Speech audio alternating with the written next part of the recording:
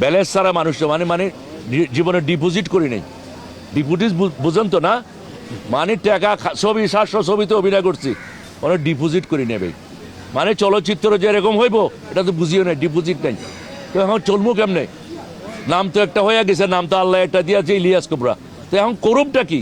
তো নিজের তো গ্রামে বাড়িঘর আছে, জায়গা জমিন আছে, কিছু ছাগল পালতে হবে, কিছু গরু পালতে হবে, কিছু পেঁপে বাগান করতে হবে, হ্যাঁ, আর সমাজে ভালো কাজ করতে হবে।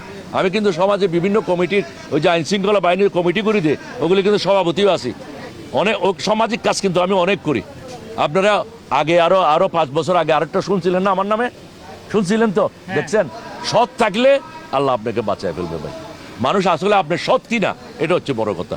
তো আপনি তো খুশি, আমি যে যে ছাগল পালি, গরু পালি, হাল চাষ করি, এটা আপনি খুশি না? হ্যাঁ, অবশ্যই খুশি হবেন। আপনারা নিজেরাও করবেন, কারো ওরে নির্ভরশীল না হইয়া, তাহলে এগুলি কাজ করবেন, তাহলে আপনি শান্তি থাকবেন, শরীর ভালো থাকবে। আমার তো শরীর এখন ভালো আছে ভাই, অনেক ভালো আছে। আর চলচ্চিত্রের জন্য ঠিক করার জন্য আপনাদেরকেও লাগবে, আপনারা ছাড়া চলচ্চিত্র নেই।